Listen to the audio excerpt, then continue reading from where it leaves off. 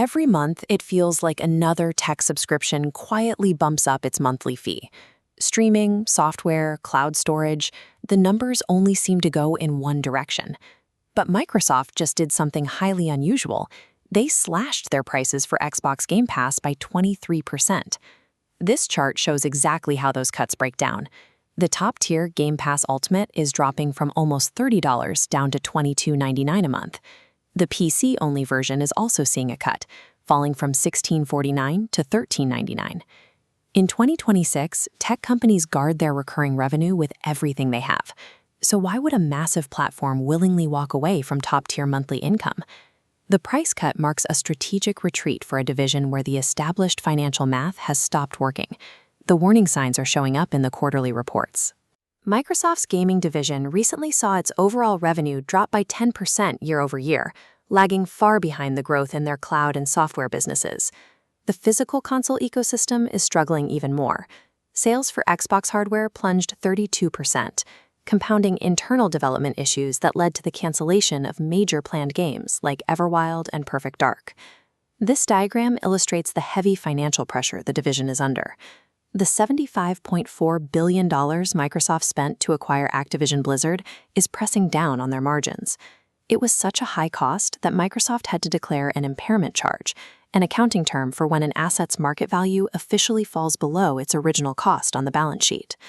The previous strategy of chasing growth at all costs hit a hard financial wall, forcing an immediate and drastic pivot to stabilize the division's margins. That pivot started at the top. After years of running the Xbox brand, longtime gaming chief Phil Spencer exited, and Microsoft brought in former Meta executive Asha Sharma as the new CEO of gaming.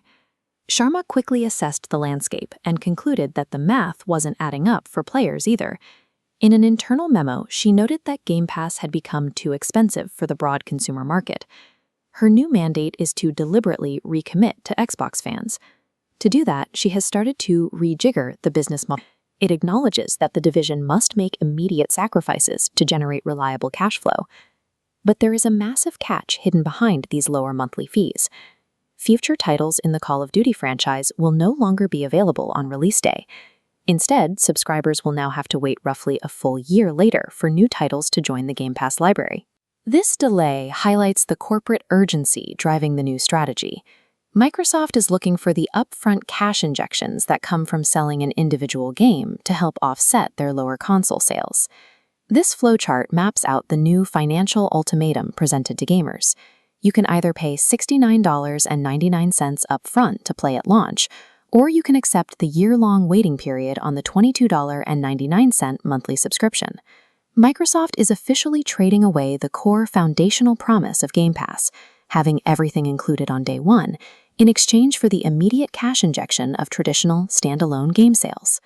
On paper, the immediate consumer benefit of the price drop looks great.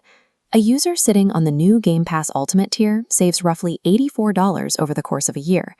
This balance sheet shows what happens when we factor in the new policy.